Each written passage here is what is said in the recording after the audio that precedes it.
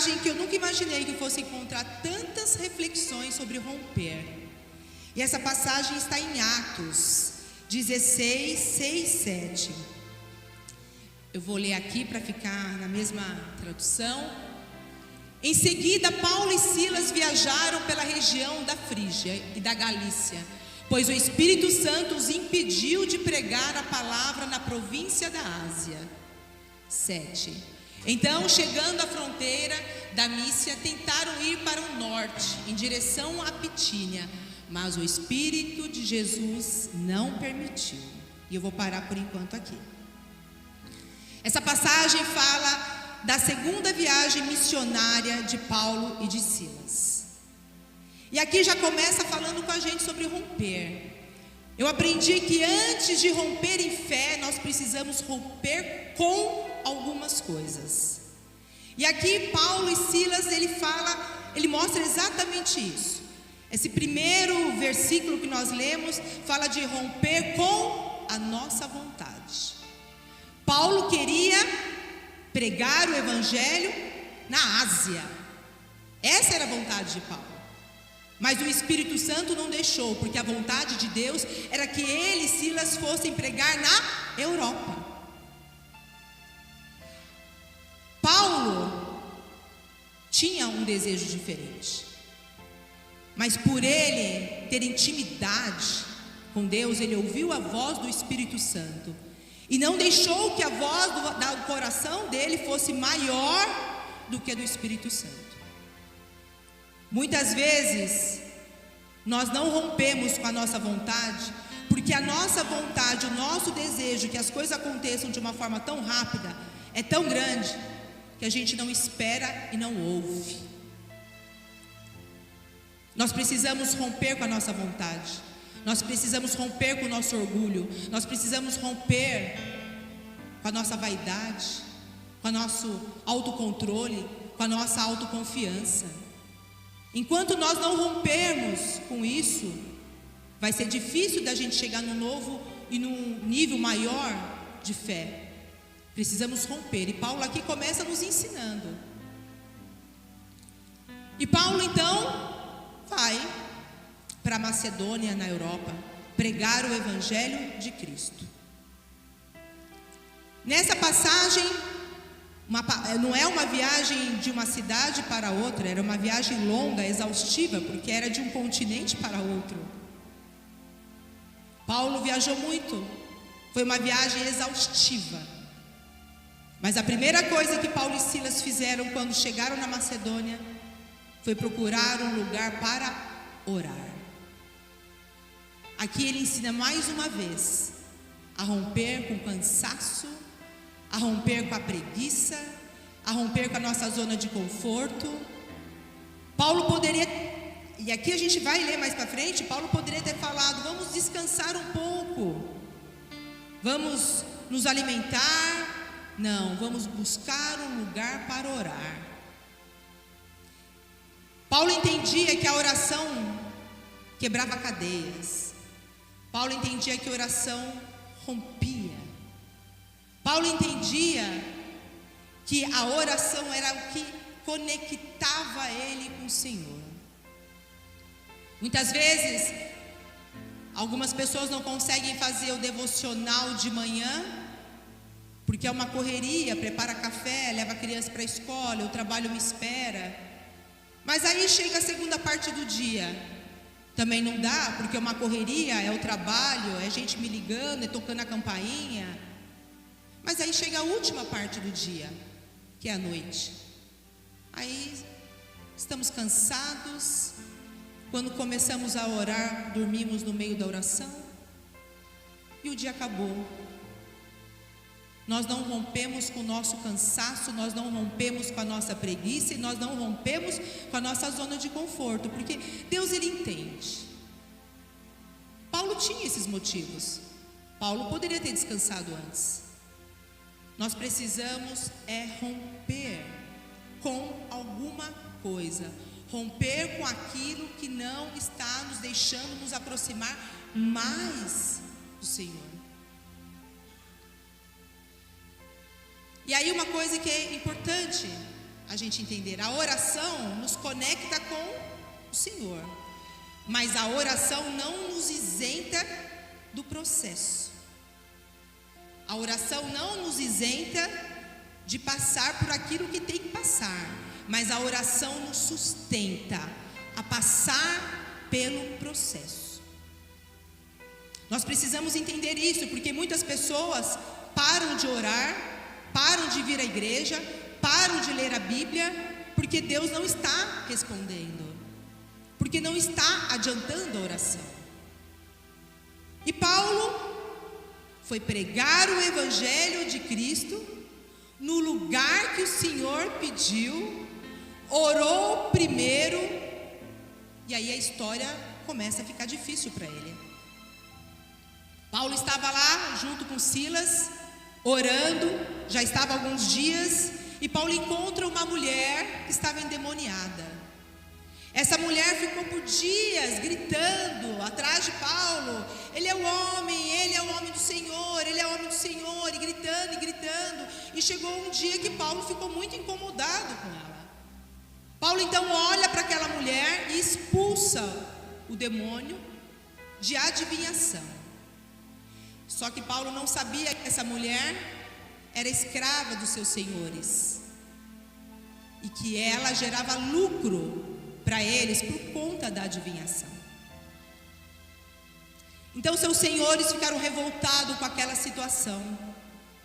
Pega Paulo, pega Silas, leva para a praça pública, para que os magistrados da época pudessem julgá-los, e toda aquela multidão foi junto, também revoltado com aquela situação daqueles dois homens naquele lugar.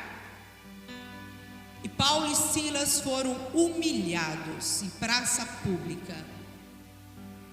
Romperam, tiraram suas roupas, açoitaram, prenderam, e não bastasse isso, amarraram seus pés em troncos. Igreja, de verdade, eles tinham todos os motivos para desistirem. Eles chegaram no lugar onde o Senhor enviou e foram humilhados porque estava pregando o Evangelho, porque expulsou o demônio. Eles tinham todos os motivos para ficarem desanimados e acreditar que o Senhor não era com eles, porque a vontade deles não era para a Europa, era para a Ásia, e porque tudo isso estava dando errado. Quantas coisas dão errado na nossa vida? Pode ser por dois motivos. Primeiro, porque nós agimos conforme a vontade do nosso coração, e segundo, porque faz parte do processo. Mas aí que está, até aonde está a tua fé, para que você possa acreditar que o que você está passando, você não está passando sozinha. Até onde você está conectada com o Senhor para entender a voz do Espírito Santo. Foram amarrados para que eles não pudessem andar. Quantos de nós estamos amarrados no passado? Quantos de nós estamos amarrados em pensamentos negativos? Quantos de nós estamos amarrados em crenças limitantes? Quantos de nós estamos amarrados em probabilidade humana? Porque isso não vai acontecer não, é difícil. Hoje é diferente. A probabilidade de Paulo e Silas saírem daquele lugar eram nulas. Eles já estavam presos, amarrados, já tinham sido humilhados, e aquela multidão já estava contra eles. Isso não fez com que Paulo e Silas se afastassem daquilo que eles acreditavam que era Deus. Essa diferença. Muitas vezes algo não aconteceu porque não teve rompimento, não rompemos com alguma coisa.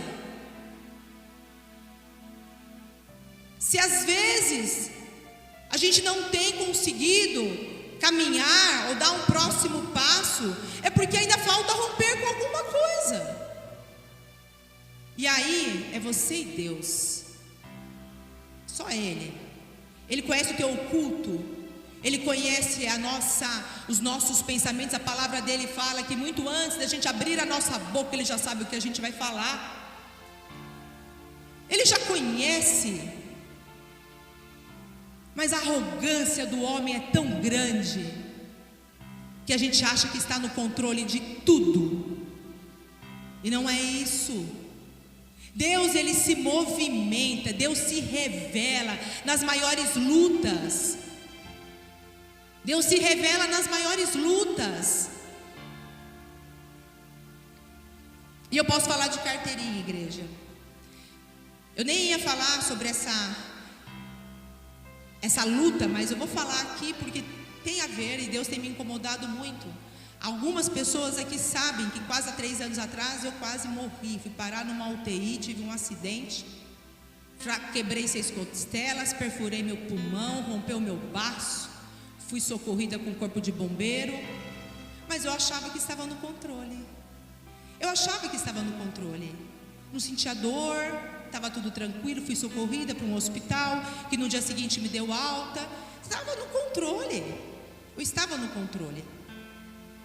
As coisas foram apertando. Deus estava usando pessoas para falar comigo, mas eu não fui procurar uma segunda opinião. E eu estava no controle. Estava tudo bem, não estava com dor. No 3º dia, as coisas foram piorando. Minha filha me leva para um hospital em São Paulo. E naquele hospital eu fui apenas para uma segunda opinião.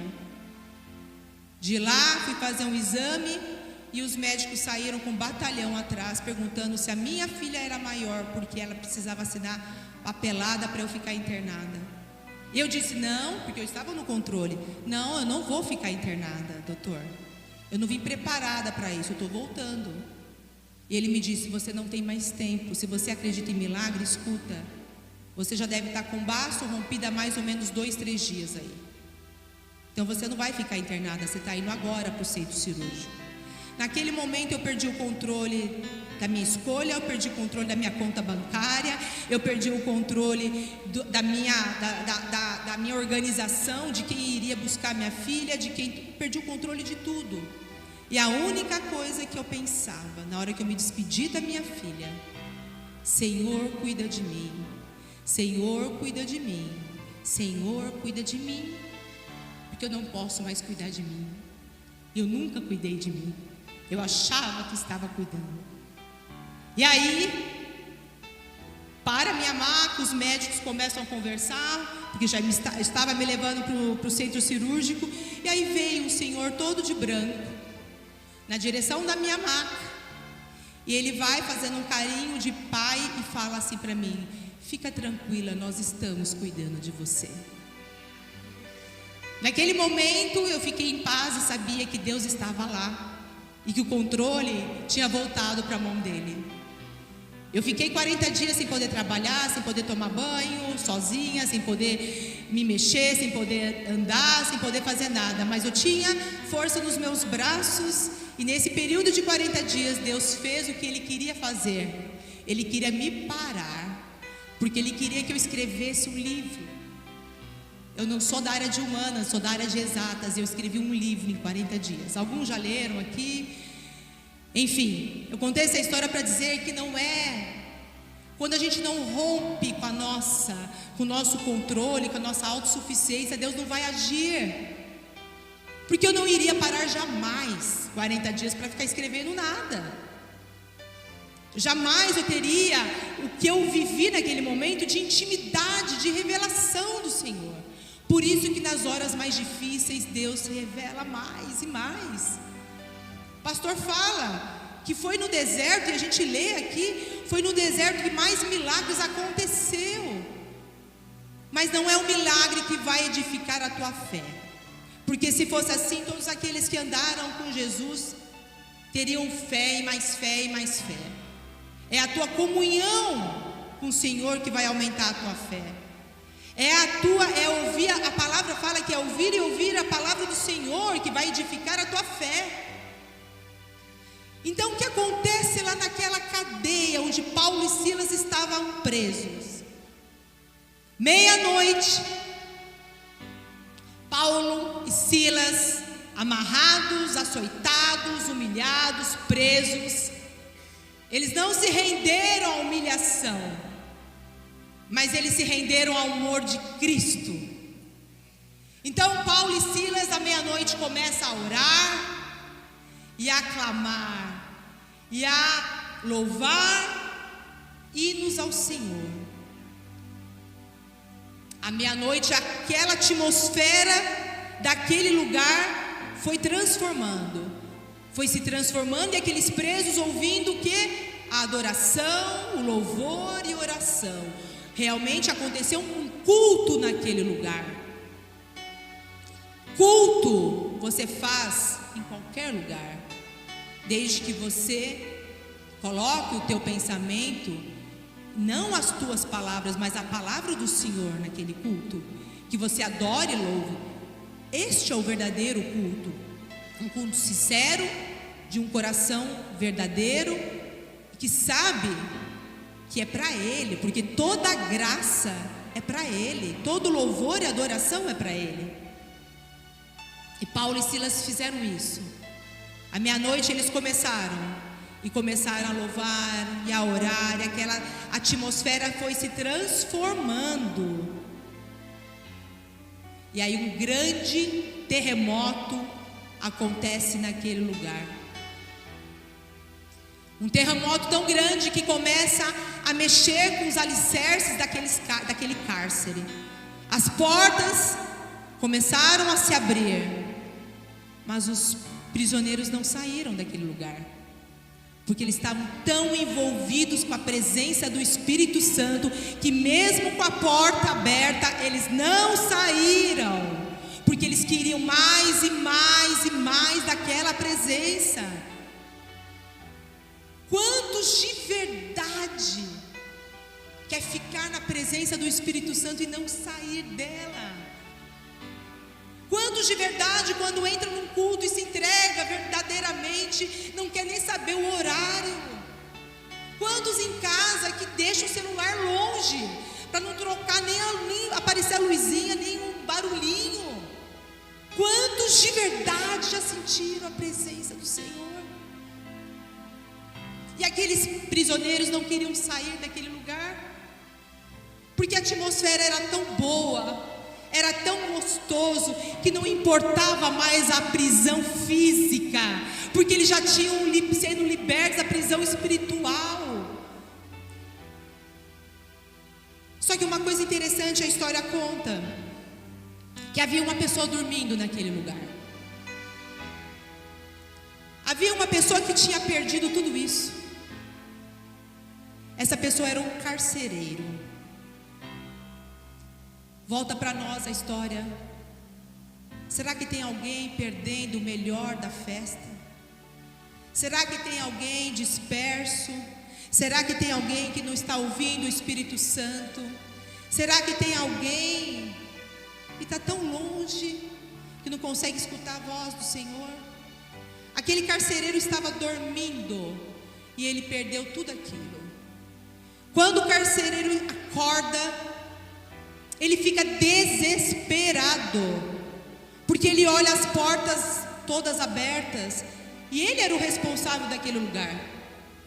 Então ele pega a espada, e quando ele ia tirar a vida, Paulo fala: espera, todos estão aqui. Todos estão aqui. Ah, Deus, como o Senhor é bom. A gente não quer sair da tua presença, porque sabemos que é o Senhor que cura, é o Senhor que transforma. Não é a palavra do homem que transforma ninguém, mas é o Espírito Santo que faz transformações. É o Espírito Santo que vai mexendo naquele lugar mais delicado, naquela área mais profunda. Então Paulo fala: espera, estão todos aqui. O carcereiro olha, ele desiste de tirar a própria vida, se prostra, se ajoelha e fala assim para Paulo: o que eu preciso fazer para alcançar a salvação? Paulo e Silas passaram por tudo isso porque Deus queria alcançar uma pessoa. Não importa se é uma multidão, mas se Deus quiser alcançar uma pessoa, uma família, Deus faz. Deus mudou a rota. Deus mandou Paulo e Silas para a Europa. Aconteceu tudo aquilo porque as pessoas precisavam ver o sobrenatural. Coisas fáceis formam coisas e mostram coisas comuns, ordinárias. Agora, coisas difíceis revelam coisas sobrenaturais. É isso. Eu quero coisa fácil, eu quero coisa difícil. Porque coisa fácil, ok, serão coisas normais. Mas as difíceis são as sobrenaturais. Paulo teve que ir para a prisão com Silas para ver aquele grande terremoto, ver aquelas estruturas sendo abaladas, cadeias sendo rompidas, e aquele carcereiro sendo salvo, ele e a família dele, porque Paulo olha para ele e fala: apenas creia em Jesus Cristo que você e tua casa serão salvos. É essa a diferença. É essa. Não é a minha palavra, não é a palavra do pastor, mas é a palavra do Senhor. O mesmo Deus que estava lá na prisão rompendo cadeias é o mesmo Deus que está aqui rompendo cadeias. Eu creio. Mas não é do seu jeito nem do meu, é dele. Deus vai romper cadeias, sim. E Paulo e Silas só conseguiram romper em fé, naquele momento que estava na cadeia, na prisão, começando a louvar e adorar. É porque ele já tinha rompido com a vontade dele, ele já tinha rompido com o cansaço físico dele. Se Paulo não tivesse rompido com as coisas dele, ele não teria rompido em fé. Não dá para dar um passo logo em fé se a gente não rompeu antes lá atrás. É essa a diferença. A gente tem participado aqui às terças-feiras desta campanha, mas nós precisamos também fazer uma reflexão das nossas coisas. O que eu ainda preciso romper? E aqui eu vou ler para vocês onde aparece em Atos 16, 25 fala: perto da meia-noite, Paulo e Silas oravam e cantavam hinos a Deus, e os outros presos os escutavam. E de repente sobreveio um tão grande terremoto que os alicerces do cárcere se moveram. E logo se abriram todas as portas e foram soltas as prisões de todos. Acordando o carcereiro e vendo abertas as portas da prisão, tirou a espada e quis matar-se, cuidando que os presos já tinham fugido. Mas Paulo clamou com grande voz e dizendo: não se faças nenhum mal, que todos estão aqui. E pedindo luz, saltou dentro e todo trêmulo se prostrou ante Paulo e Silas.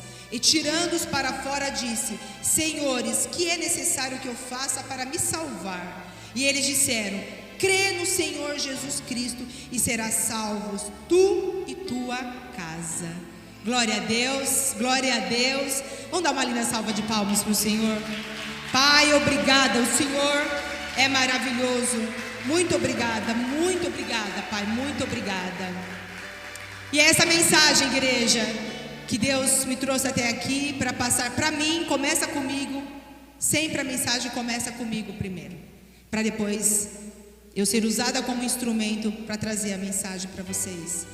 Que nesta noite nós possamos sair daqui realmente refletindo em cima dessa palavra, que a gente possa dar continuação a esta reflexão também na nossa casa.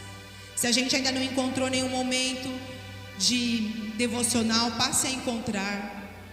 Veja que a importância da oração, ela é que vai romper cadeias, é ela que vai fazer com que você se conecte mais com o Senhor, para que a voz do teu coração seja bem baixinha e a voz do Espírito Santo seja alta.